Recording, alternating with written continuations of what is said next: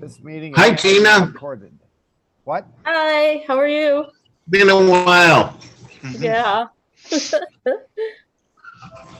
Okay.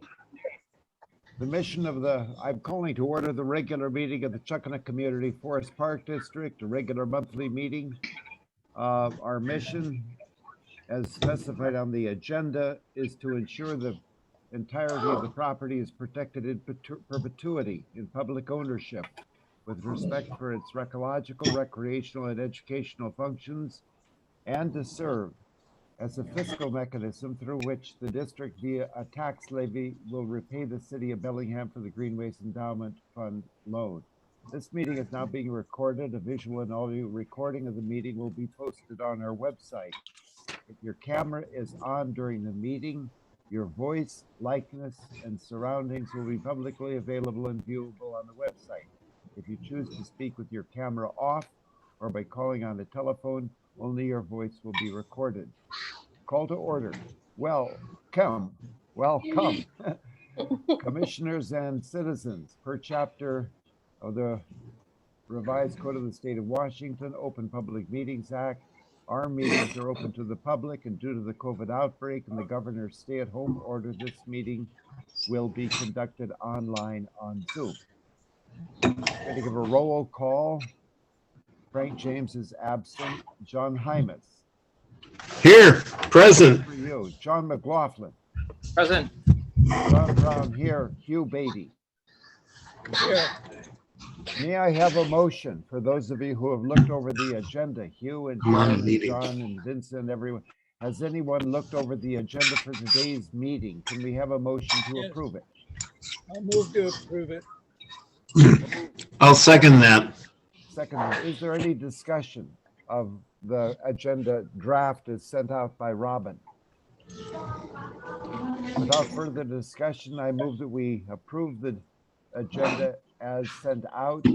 May I have a vote? All those in favor say aye. All right. Aye. Okay, aye. 4-0 with one abstention. Robin, are you getting all this? Yes. Good for you. Those who wish to be acknowledged: Chris, Tina, the other lady, Rita Fox, nice Miss Fox. Anyone else?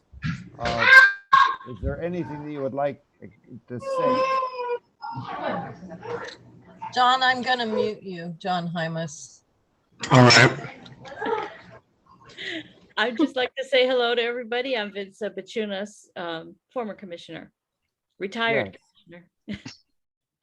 And our attorney is here, Bob Carmichael. Hello, yes, I am here. Thank you, John.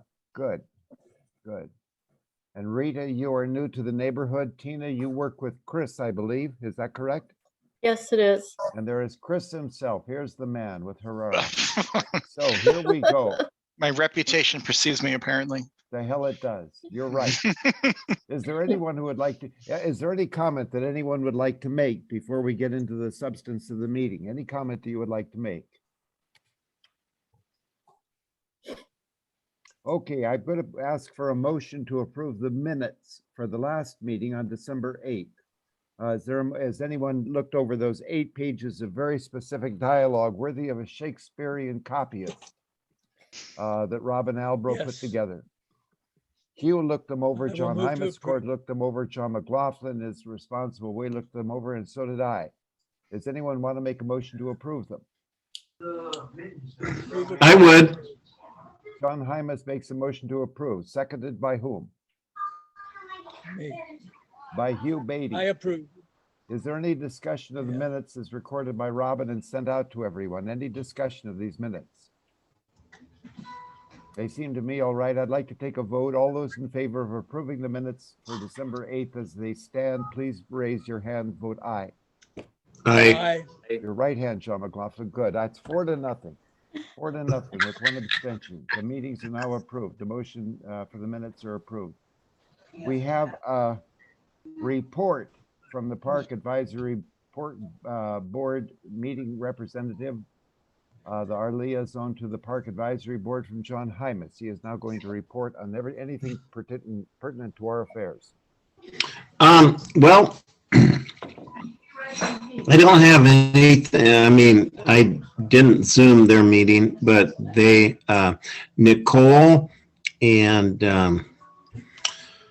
oh, anyway, Nicole was at our neighborhood meeting recently, and, but I don't. Okay, fine. Well, Hey. next time there is a meeting where there's anything to report, you can report on it, John. Thank you for your contribution. Yeah. The old business that we are now going to look at is the ratification of an amended agreement with Herrera. And the most recently signed agreement, we are supposed to ratify that, and there are a few changes in the signed agreement. Is anyone able to comment on those, John McLaughlin or Hugh?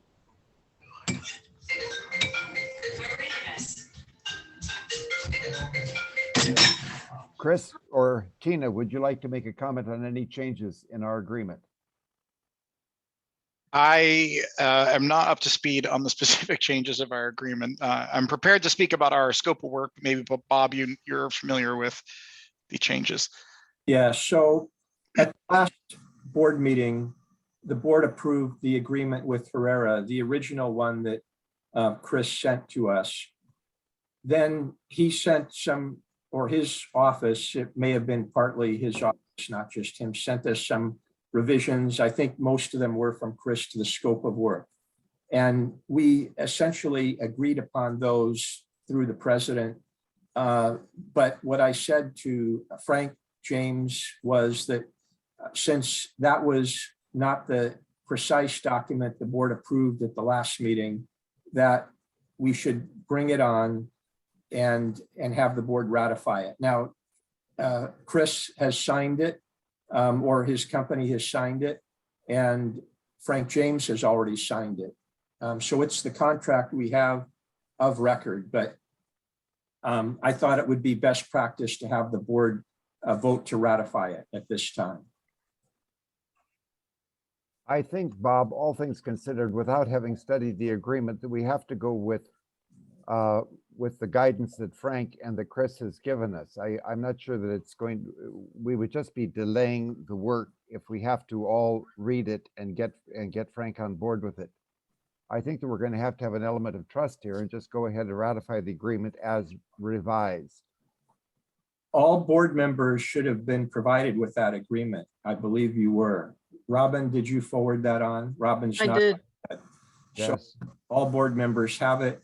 Okay, I got a question, all right?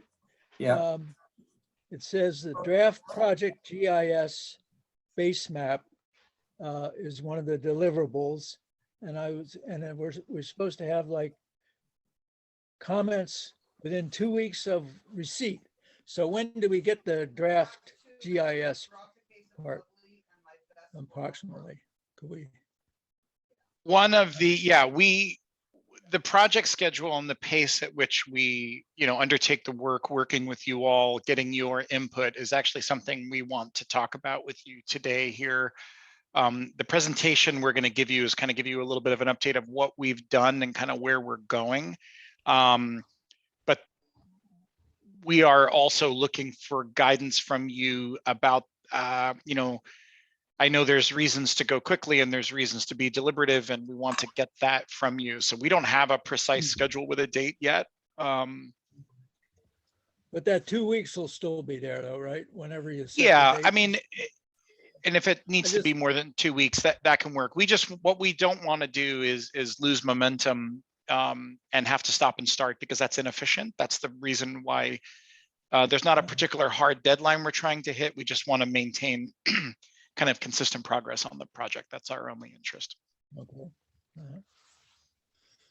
Would you like to comment for a moment, Chris or Tina, on the revisions that you have suggested in the agreement? Bob, were the revisions, they were just some updated scope language and then some kind of terms and conditions issues. They were kind of more routine. they all right? came from, they were the updated scope that you sent to us towards the end of last year, towards the end of December, I believe. That it was after our meeting. It may have been mid-December. That's right. It's the updated scope you sent, right? Which So- I then sent out to everybody.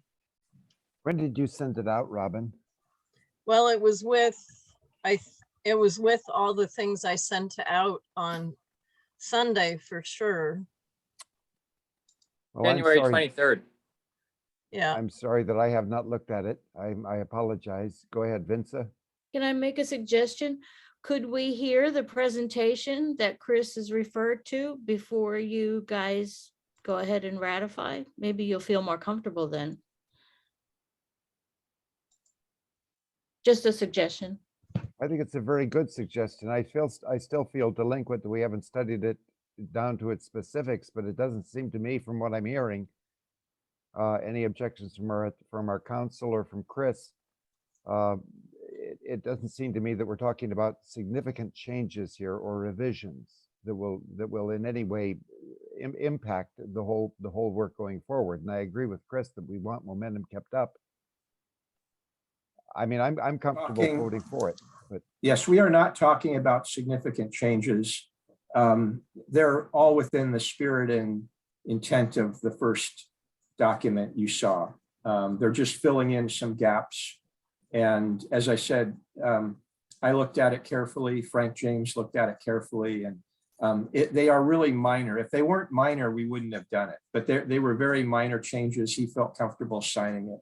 But as a matter of form, I think the board should ratify it. If you're not comfortable ratifying it, we can do that later in the meeting after the presentation. If that's preferable, that's fine. Or we could do it at the next meeting, although I would prefer to do it at this meeting. I think that that's reasonable. I think it's also reasonable that we listen to what Chris has to say, possibly Tina, to have them make their presentation, and then we can ratify it. If there are no objections to proceeding in that way, I think that we might let Chris go ahead and present what he has to present. Proceed. What's the most efficient way to share screens here? Robin, do you want to share it, or I can share mine, or what would work best? I would power- say, so you can share, Okay. All right, let me just pull this into a full screen view and well,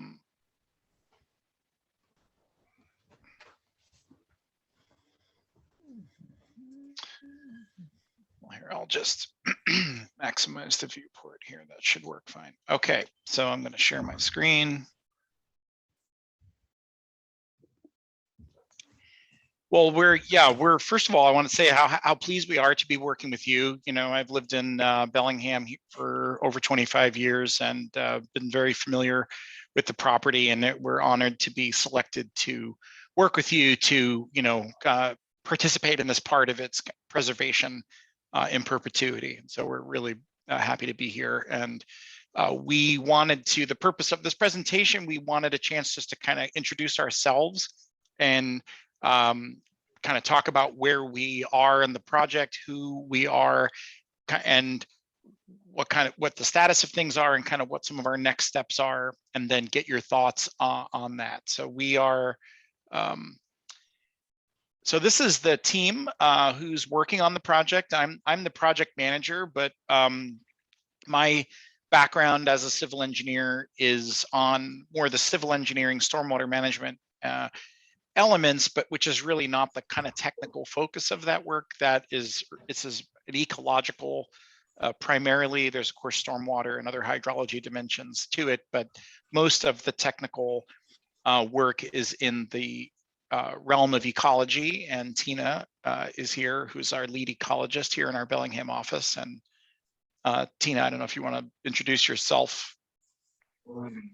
Sure. I also want to express my gratitude to be able to work on this project.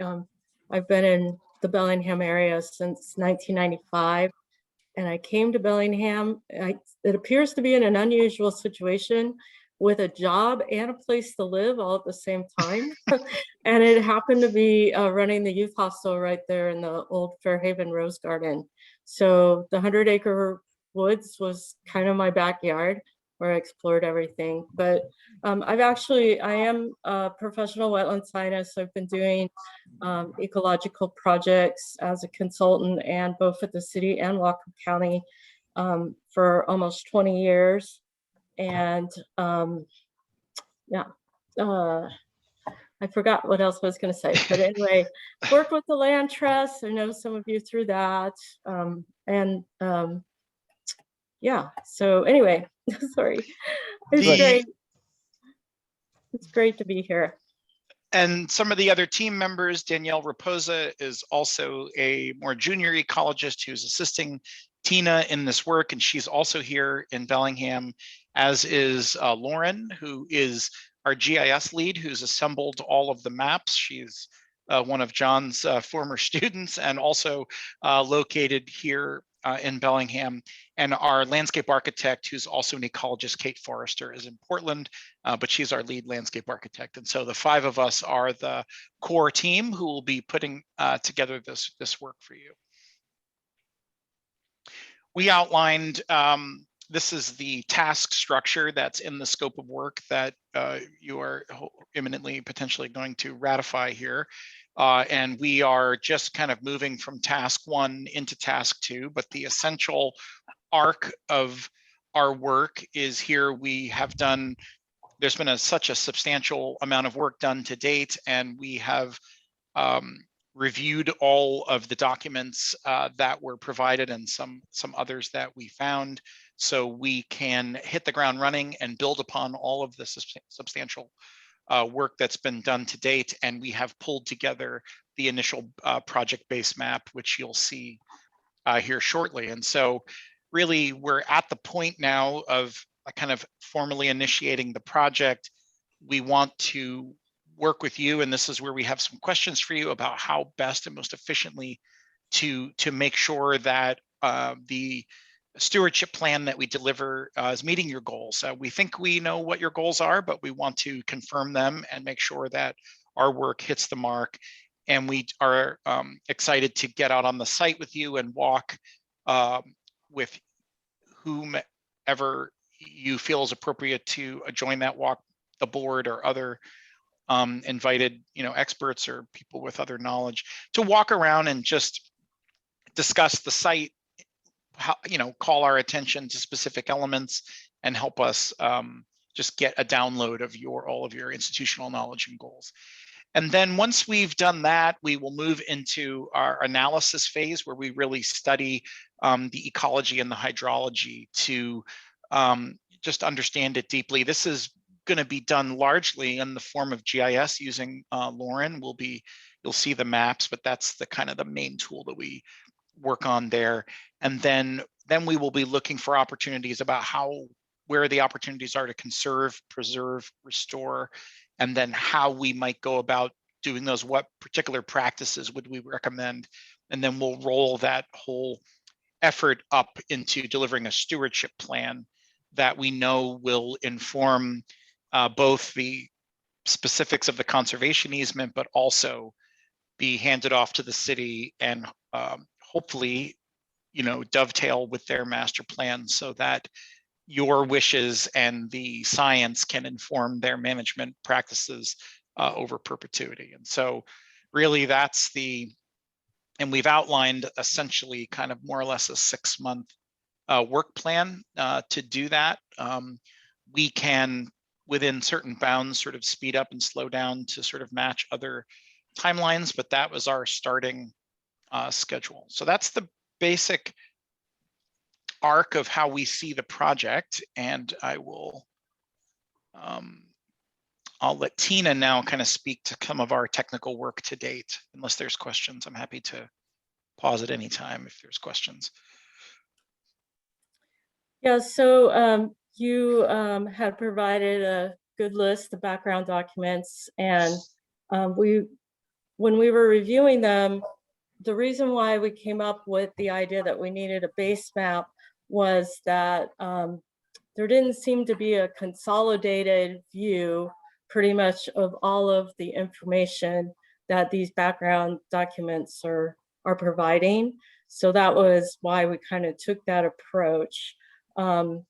and we were able to get some information from the city as well as the state for priority habitats and species, and as well as Whatcom County. And then we overlaid everything with the trail maps, but in trying to understand the use, how frequently or which trails might be more major than minor, then Chris actually introduced Strava. If you want to talk about that a little bit, Chris. Sure. So yeah, Strava is an app that's used by trail runners and cyclists and others who are out, doing fitness, and they aggregate all of that data. And we have reached out to them and gotten that data. And there's basically, if you know what a heat map is, there's heat map data showing the frequency of different user types on which trails. And so it's basically would supplement the sorts of surveys that I know that you've done of trail use. It's so we can really see like which trails are heavily used by cyclists, which ones are used, and we're very aware, and we went through several meetings in our scoping to understand and really be clear about the master plan that the city is preparing and the stewardship plan that we are preparing. And while we're not producing a trail master plan, as was initially described in our proposal, the city is doing that, but of course we're going to be commenting, and the utility of the trails is of course central to our work, but we're not doing a trails plan per se. So, but we use that Strava data to just have another data source about which trails are being used most or least. Right. So this is one of, it turned out we couldn't just do one base map because there was so much data, but we ended up with this representation where we overlaid the wetlands that have been documented with the city, with the parcels that make up the community forest land and any adjacent land owned by the city, which is kind of the light green, and then the just regular open space properties, which is through that interurban kind of trail area, is in the darker green. And all these little bubbles that are on the trails, we actually thought originally that we would identify the trails. We gave it a numbering system, but it turns out that when Danielle and I were out in the field just yesterday, we ran into some residents and apparent that are using the trails regularly. And apparently there's a lot of local names that they've given to a lot of these trails. And I don't know how familiar many of you are in using the trail system, if you're aware of those local names, and some of them are quite colorful, like Trillium Hill, or, the Swamp Trail, or Table Rock. I think we might try to incorporate some of that local knowledge into this, just to give it a little bit more sense of this is how people are using it and what is attractive there. So that is that map. And the next one is, so this is kind of the same information again, but with the categories of the wetlands. If the way that wetlands work is there's usually 4 categories that ecology has set aside. The category 1 wetland is usually the highest quality wetland. It provides the most functions, and it goes down to category 4, which is typically wetlands that are degraded or not performing functions at their highest level. And the majority of the wetlands in the community forest are category 1 or category 2 wetlands, which are pretty high quality. And the emphasis was to try to when we did our site walk is to see how these wetlands are functioning in regards to the potential trail crossings that are depicted here as well. And we also overlaid the city's forest management plan that tended to, sorry, I have a little thing in my throat, that tended to categorize most of the forest as being relatively young. And I know that there's some contention regarding that, and I wanted to look at it more from how ecology might also classify forests, who isn't necessarily going to be making harvesting plans. And so the category 1 wetlands that meet ecology's definition as mature forested wetlands are colored the more kind of greeny blue color in there. And so I thought that was a beginning to try to get at the sense of what kind of forest we actually have here. And some of the data that I used for that was actually the tree survey that was done for the Fairhaven Highlands project, where they actually measured the diameters of the trees at breast height, which is the normal way of kind of classifying a tree.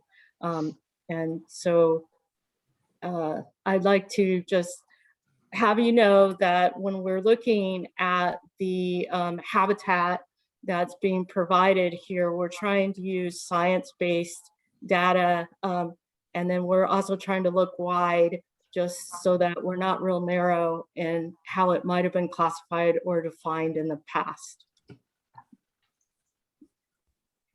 And then this is a map that kind of shows habitat connectivity based on, there's a terrestrial wildlife network that the city has identified, and that is the striped areas.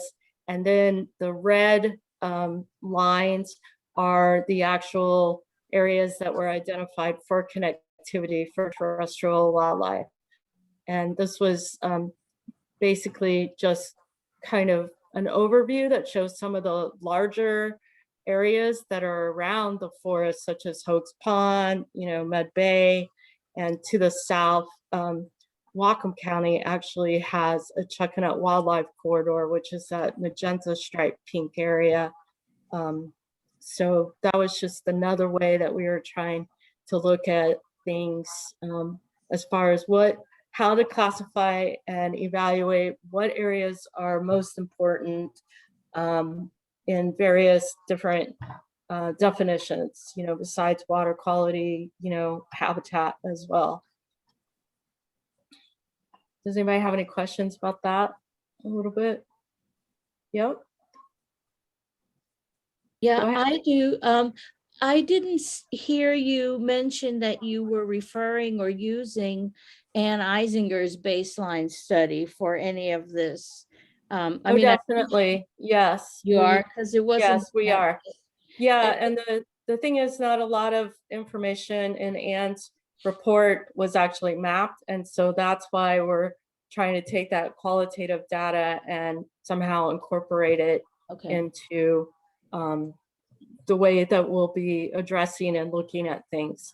Definitely a key document. Yes. Okay, because I didn't see it on that list of documents that you had on an earlier slide. That's the only reason I asked. It should be on there.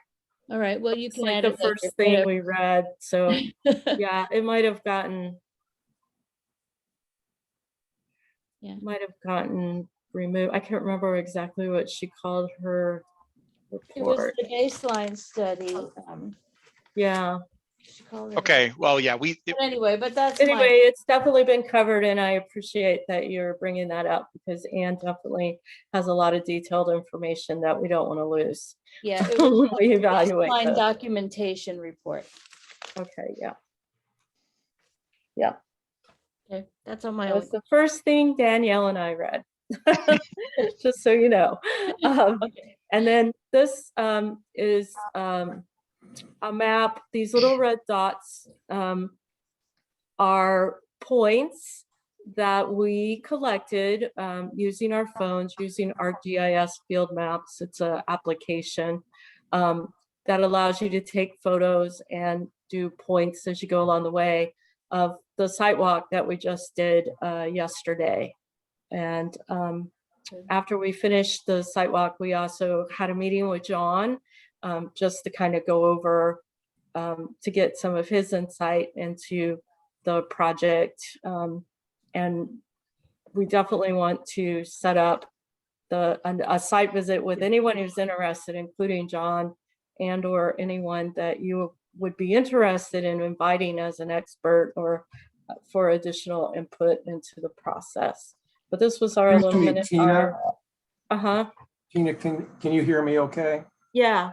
I just wanted to note that John McLaughlin has had his hand up for a while, and Oh, I'm sorry. good, maybe good to try to keep track of those things when John has a question. Sure.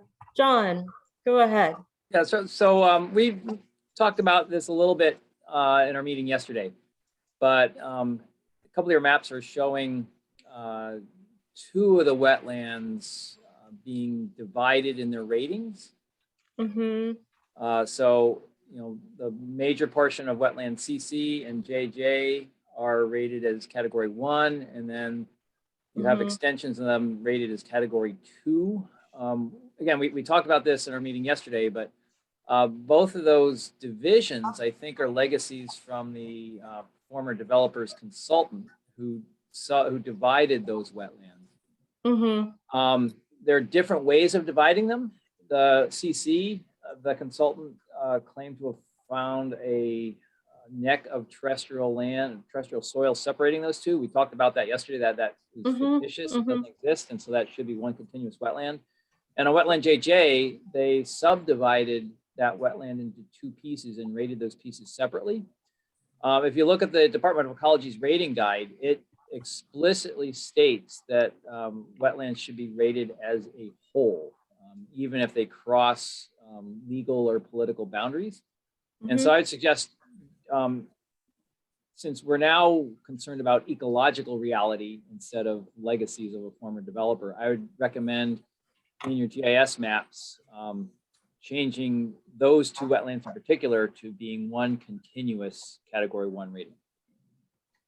Yes, thank you, John, for bringing that up. And yeah, we did talk about that. And as well, I mean, I was thinking that they could even be classified as a mosaic type of wetland, which is another way that ecology puts wetlands that are in direct proximity to one another, even if they don't have a physical connection. But I agree that once being out there, that yes, there is a hydrology connection with those particular currently map divided areas. I did not get a chance to update the map since we had our meeting yesterday. So, but it's been troublesome seeing the city continuing to put forward some of these erroneous designations.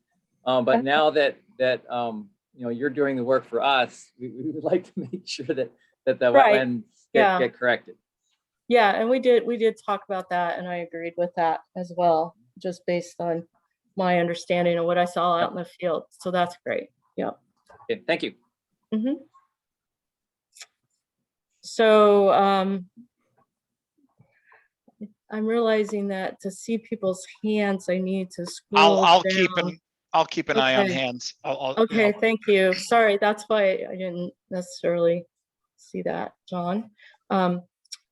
Anyway, so this was just, I just, again, wanted to emphasize that we are trying to take a very scientific approach into evaluating what the existing habitat is to help us define the areas for prioritization, for preservation, conservation, and as well as areas that are impacted that could use restoration actions as well. And we plan to include recommendations for removal of invasive plants and or maintenance to help retain habitats or bring them to a higher quality as we can through the project so that they can be identified for the conservation easement.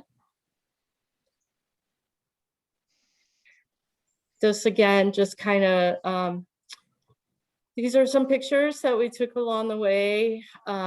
Again, I was saying to develop restoration needs and strategies. The photo there kind of illustrates that the existing trail use right there is definitely not providing an opportunity for the habitat to function at its highest level. And so it appeared to be multiple opportunities for either removing some trail crossings that might be impacting areas too much, and or creating conveyances or boardwalk opportunities so that if trails are maintained in certain areas or provide viewpoints, that they'll do it in a way that does not result in ad hoc degradation or uncontrolled degradation.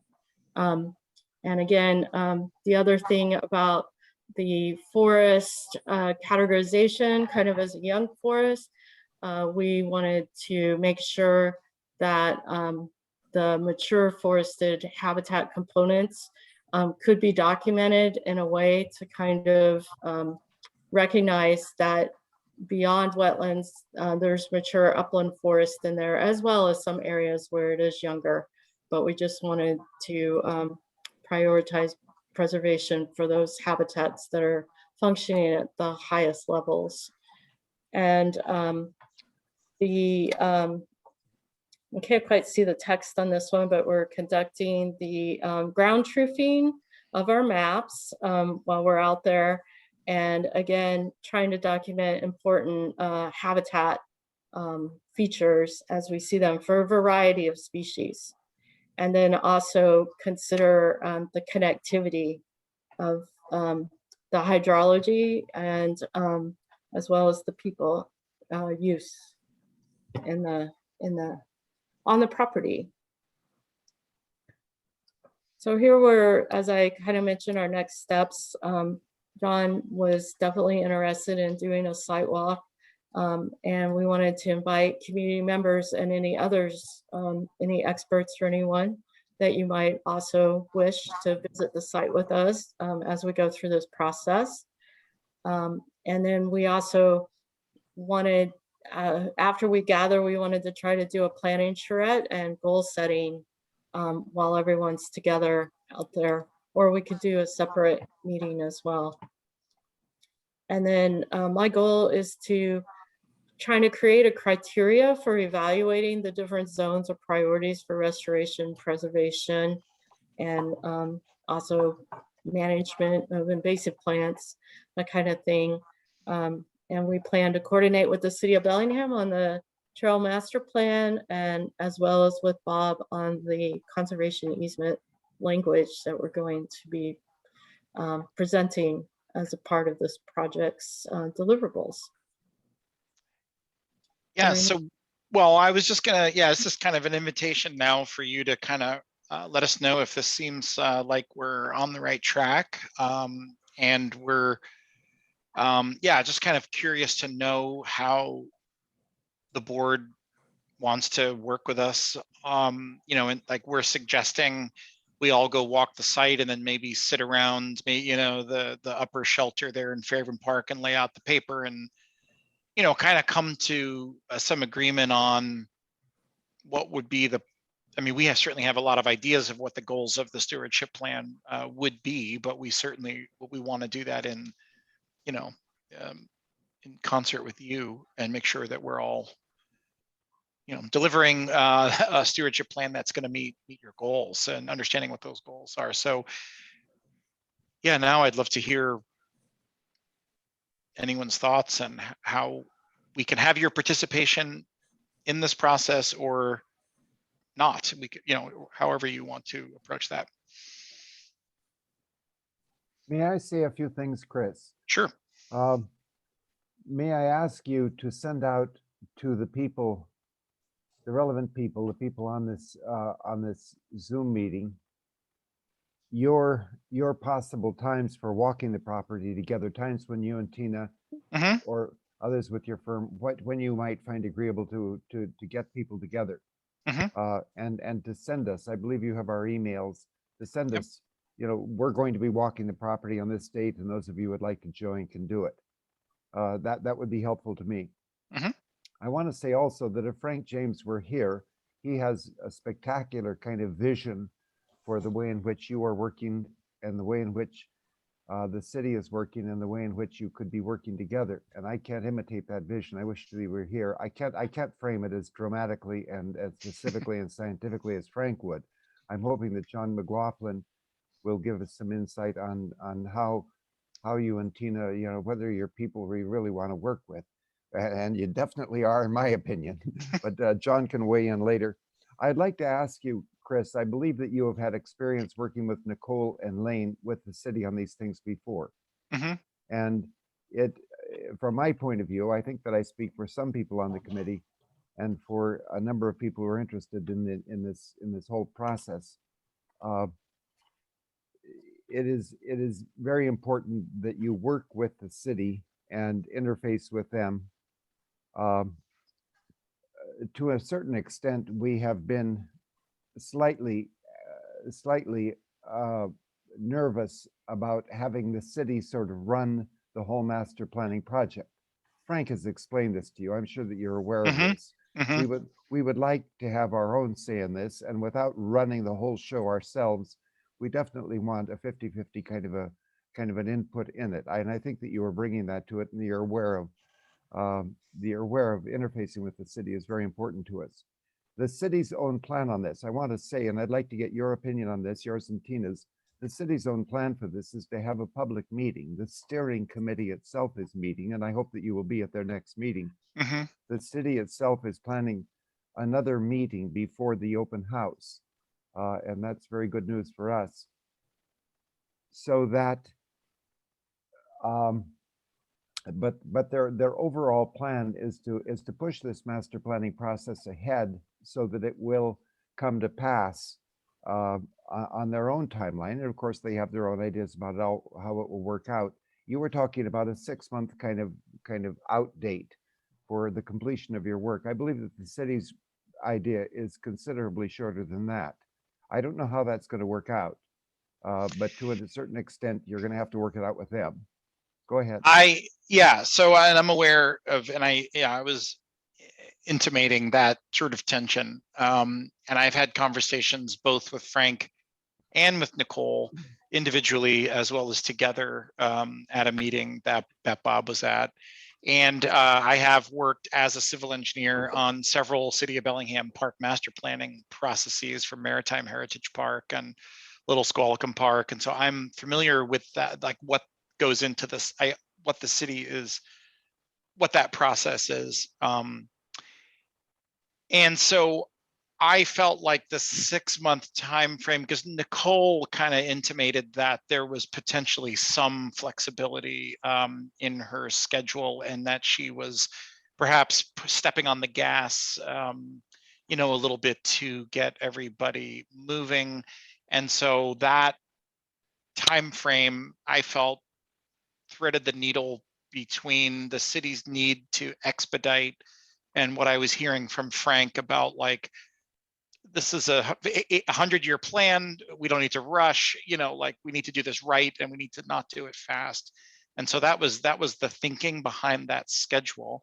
But I have not yet circled back to Nicole since we've been under contract. I've known Nicole also for 25 years, and so can speak pretty freely and frankly with her.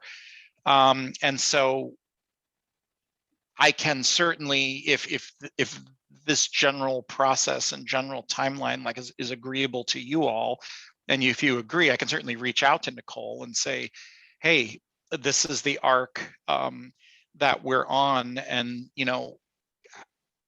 does that work for you? And can you maybe tap your brakes and we'll press on our gas and try and sync it up? I If think that- that you, I yeah. think that you two will work it out. Yeah. Just that it will gradually evolve in a satisfactory way for everyone. I don't Okay. think that's too optimistic. May Okay. I ask you, Chris, Sure. have you taken a look at John McLaughlin's letter on the urban forestry master management plan? I'm aware of it. I have not read it in detail. I know Tina and Danielle have read it in detail. He's been very critical about some Yep. things, and the letter is very specific, and it's a Mhm. fantastic kind of letter anyway. Mhm. Finally, the city has their own idea of a trail plan, Mhm. and you do not. And as I understand you are not out to develop a trail plan, but you will talk with the city about Mhm. their plan. Okay, I'm comfortable with that. I would very much like to hear John McLaughlin's response to everything that you and Tina have been saying, if John has anything to say. Oh, sure. I mean, this basically for the rest of the board and our legal counsel is to be a rehash of some of what we discussed at yesterday's meeting. But some of the things we went through were some of the restoration priorities that the board passed and discussed how they would relate to the scope of work and what's going on. And in a nutshell, the city, has this expedited idea for or schedule for creating the park master plan. But that doesn't mean the work that this place needs will be done within that time. They're really, and they don't have the budget to do, they haven't budgeted the resources to do that work. I think where Herrera can really help out with is providing some of the expertise in describing the work that is going to need to be done, whether it's restoring hydrologic connections between wetlands or restoring compacted soils and vegetation, and all the list of restoration priorities we had, they could really help out in describing, okay, how do we actually achieve those priorities? And that's not something I haven't been to the steering committee meetings, but I haven't really seen any evidence of that coming out of the master planning process. And that's where I think Herrera can really complement what the city is doing, and we can really work as effective partners. But I think as a board, it's our stewardship responsibility to see that those elements get included. And again, I think that's really the impetus behind bringing in Herrera as a partner with us. John, do you think that it's appropriate at the next steering committee meeting where that Tina and Chris will be attending? We haven't set up an exact date for that, but it will be within the next couple of weeks. Do you think that they can press that it's appropriate for them to press these very concerns, hydrological concerns and connectivity? I think they could. I think it's a question of, do we think that's the best use of their time? And do they think that that's the best use of their time? It would be great. I think it's really important at some point to have their work be included. And I guess I would defer to them. Do you think they would be ready? Would their work be ready to be included at that point?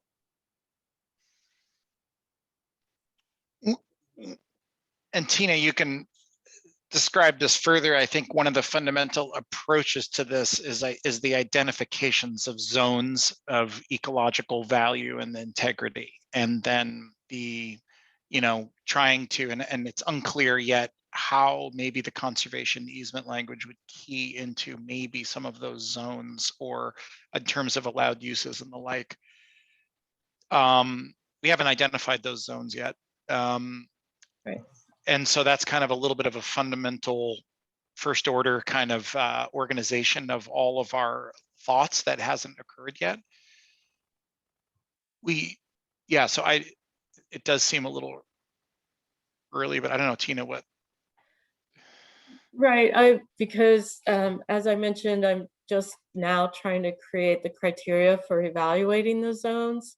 And I'm not sure that within a 2-week period, I would have enough conclusive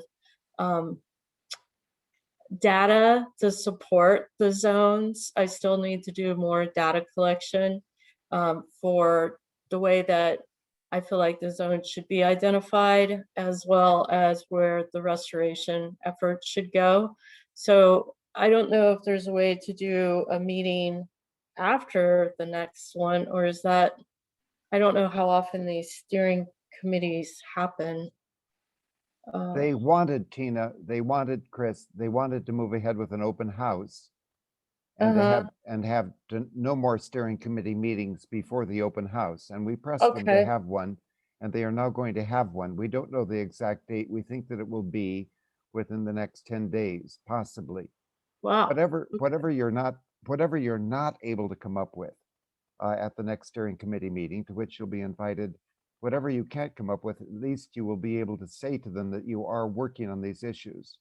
Mhm. It seems to me that it will shake down in a way that you're all going to be very aware of. I hope again that that's not too optimistic, but it seems to me that it will. Go ahead, Vincent. Yeah, well, and I just want to bring up the aspect of the public comments. You know, once the city sponsors this Engage Bellingham open house, we're going to have city comments about, you know, where do we want a circular trail? Where do, you know, bicycles, dogs, that whole issue. So, I mean, I know what you're working on is the conservation part but I think we need to ask you to emphasize the conservation part so that later on, if we want to say no dogs here or no dogs there, or no bikes here, no bikes there, that there's a solid scientific Mhm. reason. Yeah, that's absolutely consistent with how we're seeing it. I know, yeah, they'll have the desires of the public will certainly be there, but then there's the kind of you know, from their point of view, the constraints, which will be the maintenance of certain ecological function, and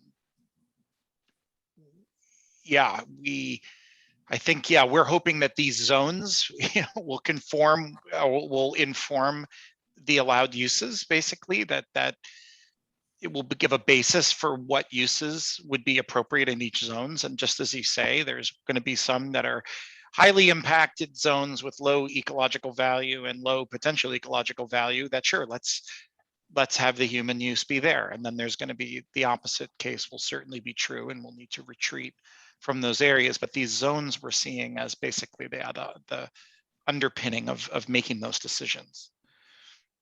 Chris, are you're aware that the city itself is hiring a consultant? They are working with a consultant. We are working with a consultant. And the city itself is bringing in some kind of consultant. I don't know very much about that. I don't think anyone knows. No one knows the person's name.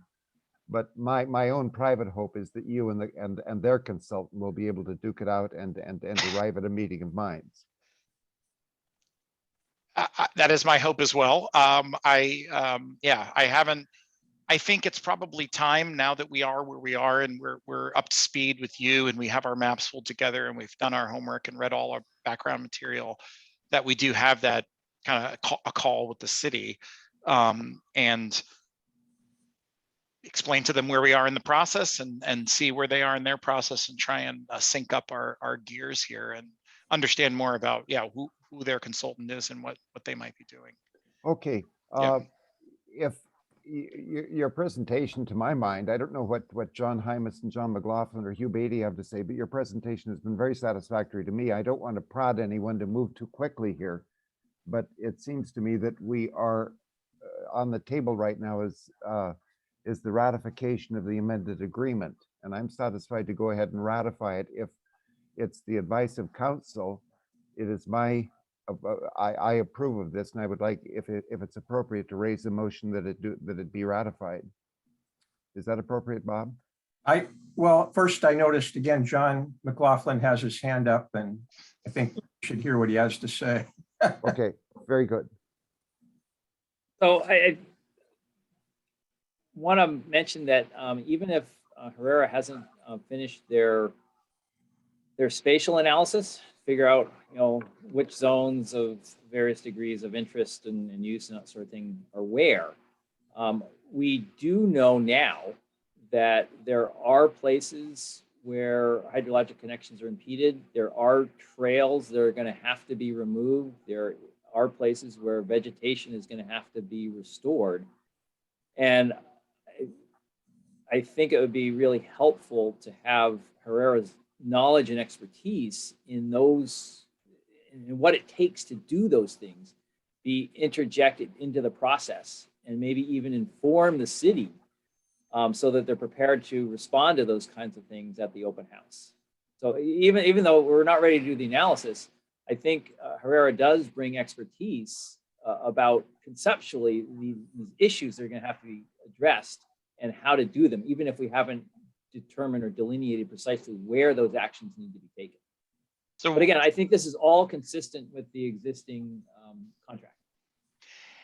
So to say it another way, John, it's like if we know there are certain types of impacts, right? There's a certain finite list of types of impacts, and those types of impacts are going to have common responses, right? And so we can develop that toolkit now, even if we don't know where to. Okay, yeah.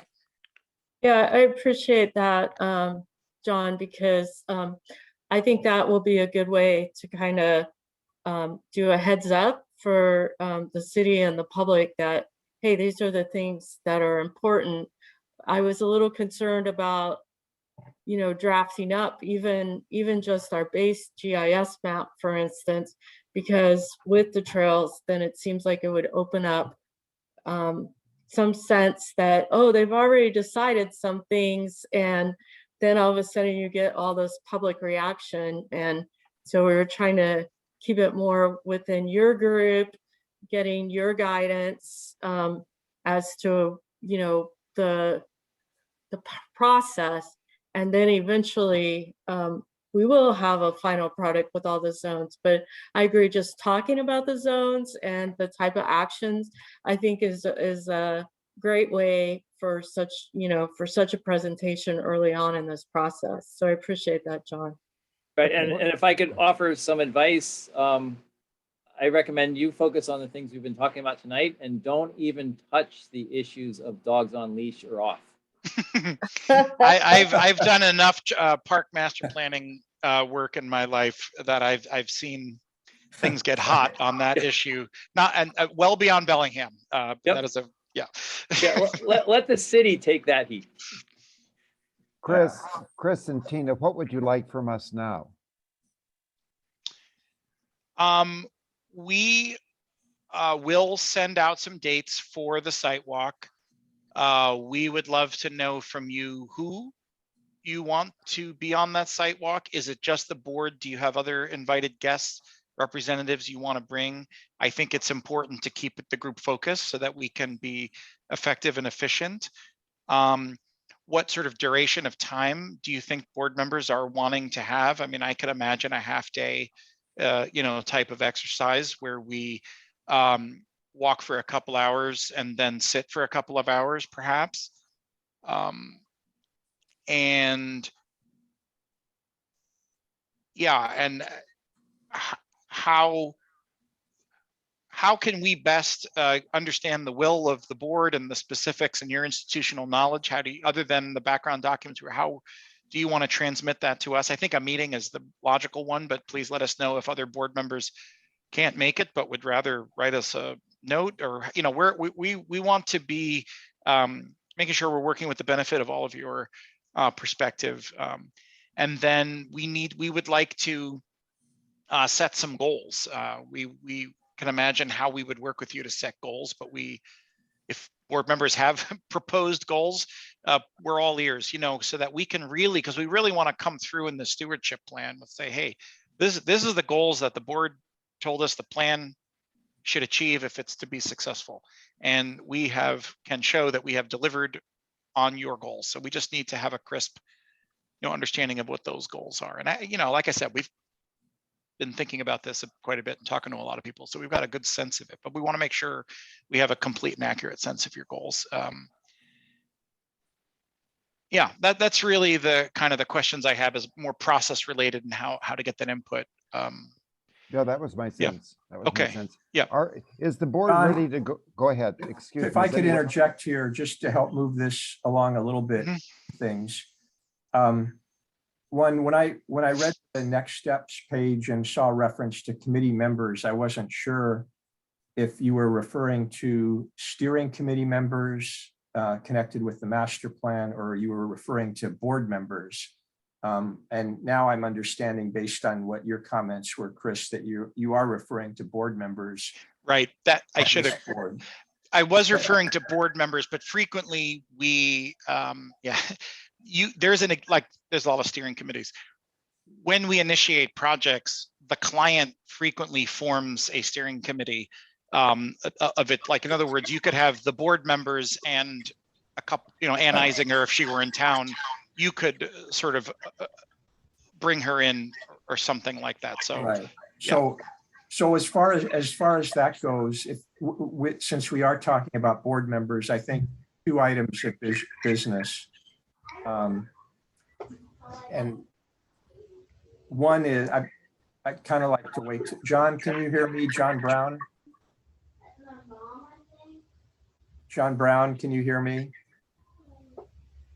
You're muted, John. Yes, I can hear you fine. Okay, I stopped because I wanted to make sure you heard what I said, since you're chairing the meeting. What I think we ought to do is first have a brief discussion about whether the board wants to undertake this site walk that is proposed on the first bullet point by Chris Webb.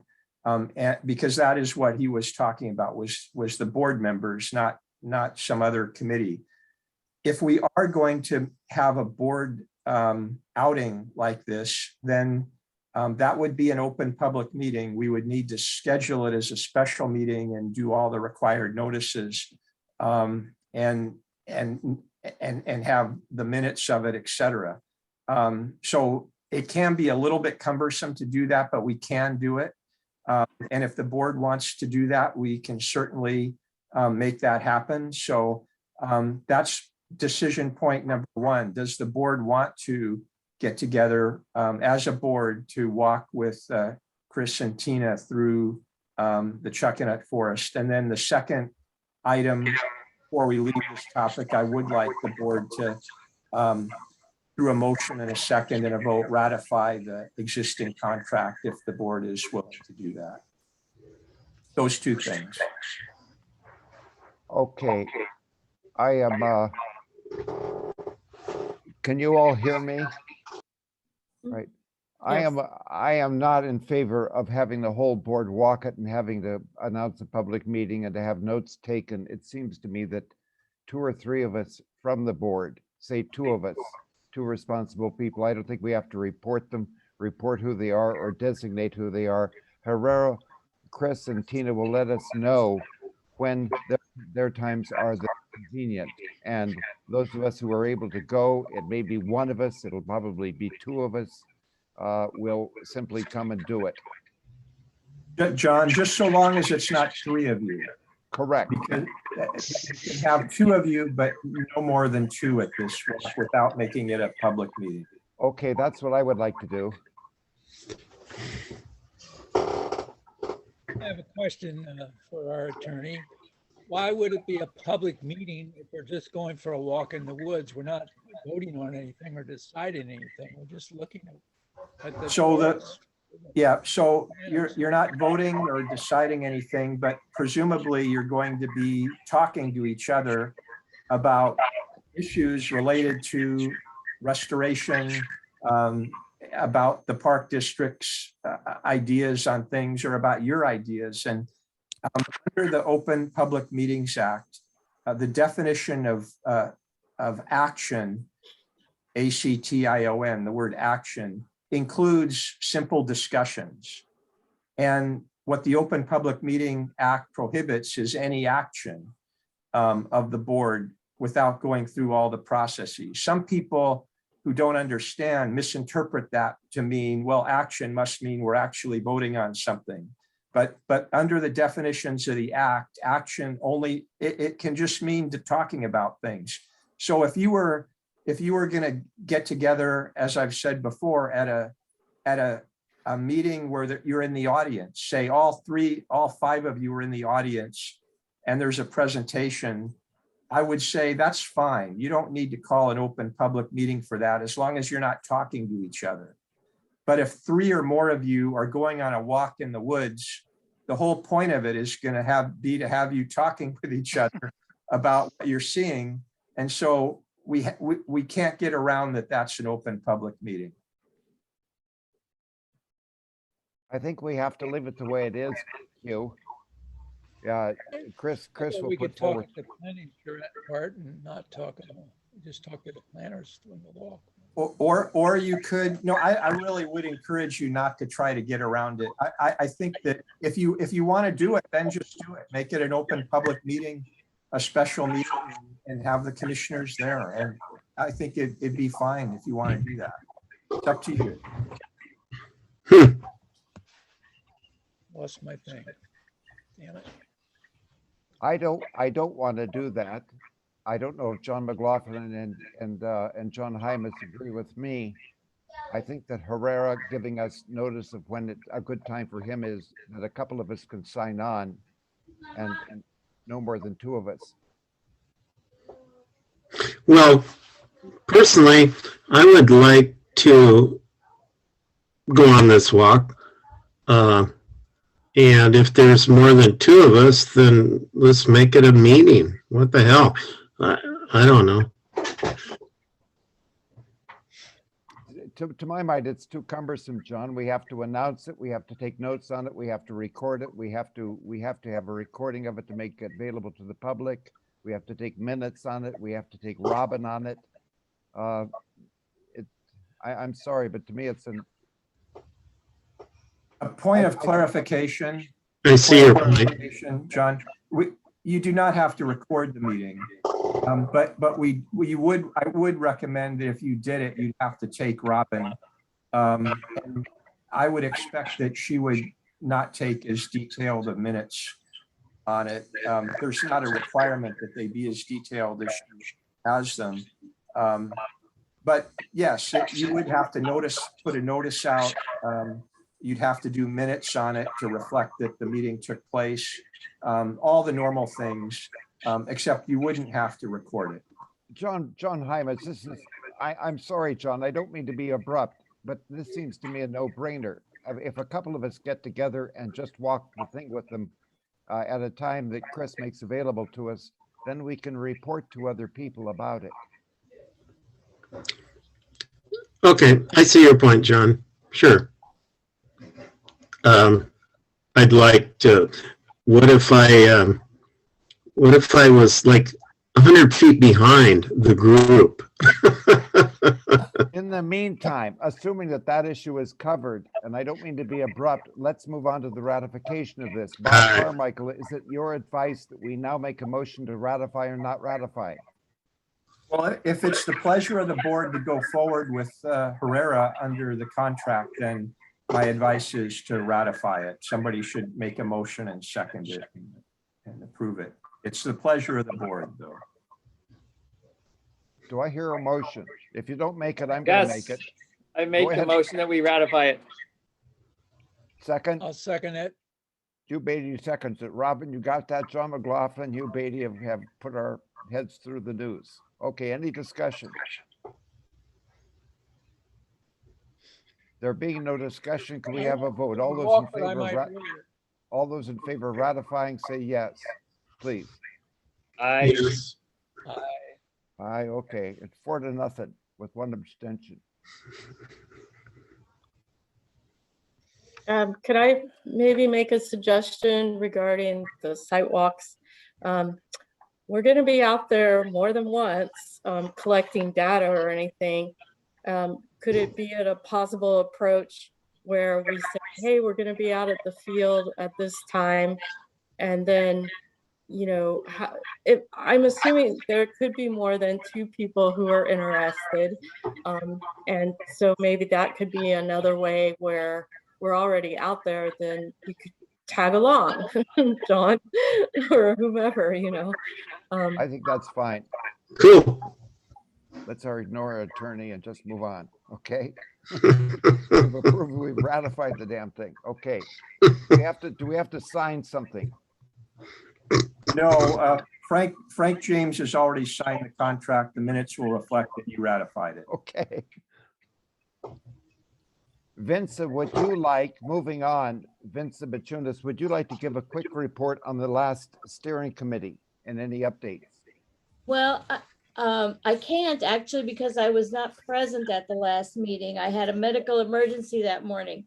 But I can say that looking at my outline from the steering committee, I can reiterate to Chris and Liz, no, Tina, I'm sorry, that the goals, the master plan goals are to restore and protect ecological function and provide educational opportunities, conservation, and improve user experience, so public safety. So those are the things that, you know, agree with everything else that everyone has been discussing. So I think the steering committee is on the same track with the rest of us happily. And I think the only thing was, you know, framing the questions for the public for that open house. And I think we'll go through that. I'm sure that they'll have the questions already ready for our next meeting and we can yay or nay, or, you know, if they're leading in one direction or other, we can, you know, maybe edit them. So.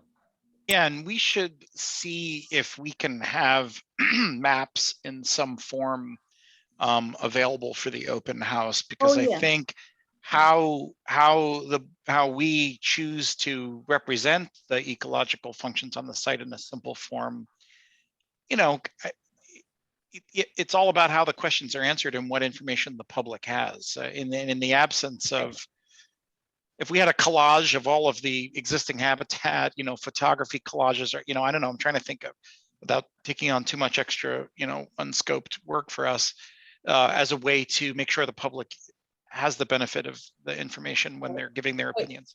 Well, you could talk to Nicole about that and see Right. what kind of, what they're planning, you know, what they have already, because they have a pretty good mapping system too. So I Yes, trust them. and there's you're right, as you can imagine, you know, how maps are shown and what we show. I know. Yeah. I know. Yeah. I'm So leaving yeah, it to the experts. yes, no, but yeah, I just want to, yeah, I want to, yeah, so that the maps are reflecting the things that you think, that this board thinks are important to show on maps, and get them, as John was pointing out, getting them shown correctly in terms of categorization and so forth. And right. Yeah.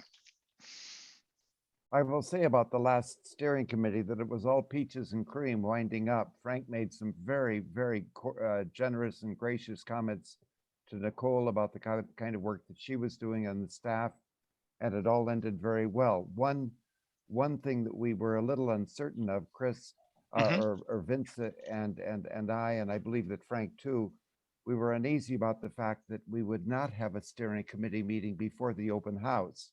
The open house being scheduled sometime in probably between the 15th and the 25th of February. I pressed Nicole to have another steering committee meeting. I thought that would be helpful for us, and she agreed. And she has now sent out a notice asking us what dates would be possible. We'll let Herrera know of those dates, and in the hope that you will be there. I think that the next steering committee will be very successful and dynamic and a lot of fun, and a lot of things will become clear. If I might move on, unless there is no objection, to this wonderful letter, the response to the urban forestry plan letter that John McLaughlin wrote. I think we all agree that it was a fantastic document. Nicole has not given us a response to that yet. She sent me an email saying that, I believe she sent it to all of us, but she sent, it came to me that they are still going through it. And they will have a response forthcoming. One thing she did ask about was, did we have any documentation or any report from some urban forestry agency? I'm sorry, I can't think of what it was, about tree coring, C-O-R-I-N-G. And we have no document, according to John McLaughlin, according to me, and I don't know if Frank has any. We don't have any document on tree coring. That will just have to shake out when it does shake out. Robin, did you have something to say? No, I was just going to read what she said in there, that it was Urban Forestry Services, Inc. 2009 tree coring in the Chuckanut Community Forest. I've never seen that. So, John I has, think it might have been something that maybe Greenbrier or one of the developers hired them to prove how old the trees were or how young they were or something maybe. yeah, John McLaughlin has his hand up again. You guys. So, two things, and again, I in my reply to Nicole, I don't, echoing what John just said, I don't think that report was ever created or at least shared with anyone that we know of. That was, I think, precipitated, or the idea of coring trees came from the developer's wetland consultant, who was disputing whether or not the wetlands really merited rating category 1. And that all came down to the Department of Ecology's definition of what is a mature forested wetland. And there you have two criteria regarding the surrounding forest, and that is tree ages and tree diameters. And you could resolve that status simply by measuring diameters instead of the additional work and impact of coring. So again, I think that issue was resolved without having to core. But going back to what I was hoping to suggest for any public meeting or open house is it would be, I think, really helpful if somehow the special attributes of this place got conveyed. So for example, there are very few places in the city where you have the absence of, for amphibians, what's called habitat splitting, right? So most amphibians have an aquatic phase of life and a terrestrial phase of life. And in most of the city, those habitats that provide those functions are severely separated. And so, for example, you don't have amphibians in Seaholm Arboretum, right? Because the aquatic and the terrestrial habitats are too far separated. In Chuckanut Community Forest, they're right there. They're adjacent. And so we have really unusual conditions. We also have a mature forest with trees that occasionally fall down. And so you have lots of, or die standing. So we have lots of snags and lots of logs, which provide really important habitat, or essential habitat for a large number of organisms. And that ought to be conveyed at just how special and how unusual this place is. We could also emphasize its location as essentially an ecological hub or connection between many other areas. And that relates to this urban forestry letter, where their baseline reports, the wildlife report, does not recognize it as a hub. In fact, it doesn't recognize most of the connections to wildlife. And that's even impacting our work, because some of the data layers that Herrera has is coming from the city, and the city's own data layers really are not reflecting the existing degree of wildlife habitat connectivity.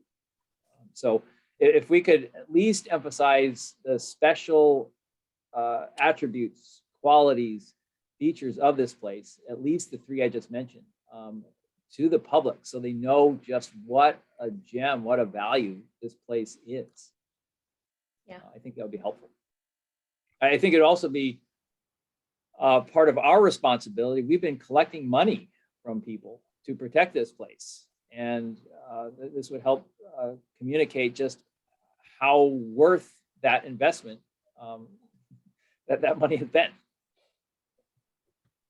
John, I believe that Herrera, from the way that Tina and Chris are taking notes very diligently, I think that they are going to make this part of their report. Mhm. I think that that's excellent input. John Hymas. Me too. You have to unmute, John.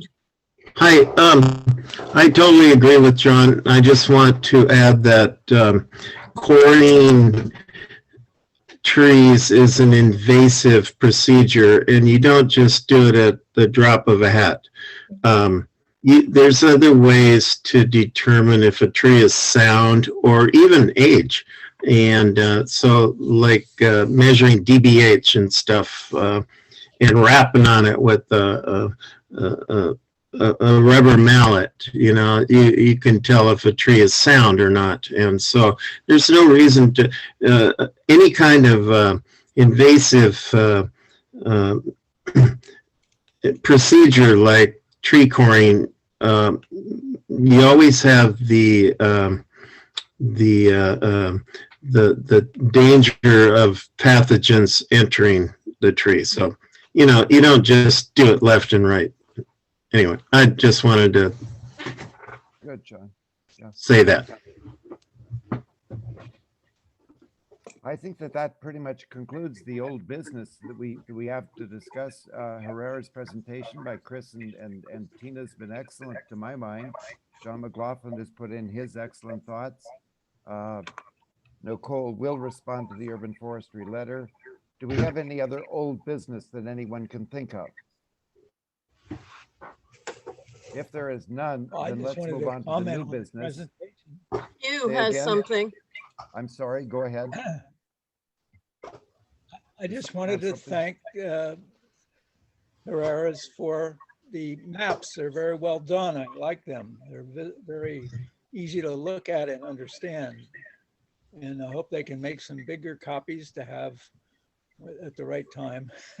For sure. And one thing I often wonder about is the places that the gravel was extracted from our area there, and the history of it, and if there's a way to increase our water storage on site somehow, because of the droughts we're having and forest fire problems and stuff. And I hope that we can delineate water storage potentials and also fire hydrant accesses, kind of stuff in the plan. That's all I have to say. Okay. If I could respond to that, the greatest potential for water storage is restoring beavers to the big wetland along the interurban trail. We've talked about that a bit, and that has the greatest both potential for restoring water, the greatest amount that could be stored, and the greatest ecological benefit. And so we've talked about that, and we can talk about it more. I had a bunch of students who come up with plans for how to do that, and I'm happy to forward those to the group. Nice. If I may move on, we have the new business, the Zoom renewal, and Robin has given us two plans. We can renew for 1 year or for 8 months. And I suggest, because the price is the same and we're gonna have to pay the money anyway, that we go ahead and renew for a year. What's your problem now, Robin? Go ahead. What I was trying to make the point was, if we renew at, and I didn't state this maybe clearly enough, but we can renew at just $15 a month. And at 8 months, that would equal out to what it would cost us for 12 months. So if we think we're going to be going for another year, and if we're going to keep having Zoom meetings, even if we start having in-person meetings, then it'd be worthwhile to do the annual one. So otherwise, so that's what the point I was trying to make. When does this expire? In 3 days. Oh, Christ. But we don't have to renew it immediately. Why not? We can wait until just before the next meeting, but we'll have to do something by the next meeting. Well, we may have to make a motion on it right now. Well, I move we actually, renew I it for a take that year. back. To get the discount, the 20% discount, we would have to do it by the 29th. We definitely want to save the public money. I would like someone to make a motion that we go ahead and renew it for a year. I think Hugh I Beatty already did. For a year. I'm sorry, Bob. Bob, I saw Hugh Beatty already made that motion. Sorry, John. Hugh Beatty has made a motion to renew it for a year. Can I have a second? Second. Okay, that's 2. Any discussion? All vote by raising your right hand to renew it for a year. Okay, that's 4-0. Any other new business? Assuming there is none, the petty cash is at $2,967. The treasury report, we only owe $25,000 on the whole thing. The unencumbered cash balance is $300. What? Woohoo! Yeah, Yes! yeah, that's great. John. Let me finish, goddammit. The beginning cash balance unencumbered and the ending cash balance are $303,000 and $252,000. We received tax revenues of $2,100. We paid out $10,000 in operating costs. $42,000 was paid in our loan, and the current debt outstanding is $25,000. We'd like a motion, can I, to approve the district payroll input for Robert Albro, who does such wonderful work, for the amount of $943. Can I have a motion to approve that? Hugh makes a motion. I John move McLaughlin approval. seconds it. Any discussion? All those in favor say aye. Aye. It's unanimous, 4-0. The consent agenda, various payments to Bob Carmichael for his time for $2,800, to payment for the invoice on the bond of $100,000 to RLA $50 payment on an invoice to the administrative services for $30 payment on an invoice from the auditor's office for the general election of $6,112.37. May I have a motion to approve those items? John I will move McLaughlin, approval. seconded by Hugh Beatty. All those in favor, any discussion? Aye. Okay, everybody vote aye. Okay, Aye. aye. Okay, it's 4-0. Robin Albro will send an email to 3 board members right after the meeting to Frank James, Hugh Beatty, and John Brown to respond to approve the paying of bills listed in the current agenda and payroll. The next meeting will be on February 23rd at 6 o'clock. I, in the meantime, will let Herrera, Chris, and Tina know when the next steering committee is going to take place. There's Robin, you have something else to say. Please go. I do, John. I have something else to say. As Frank is not here, I will send it to John Hymas.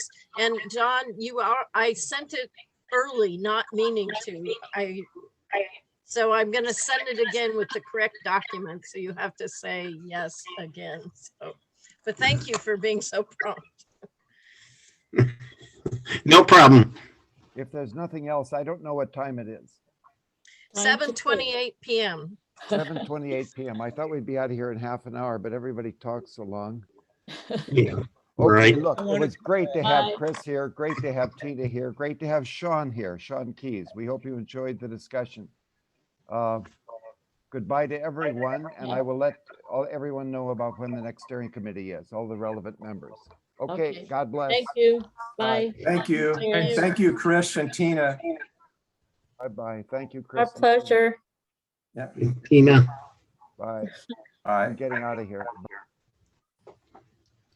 Okay, I'm closing it down. Bye, everybody.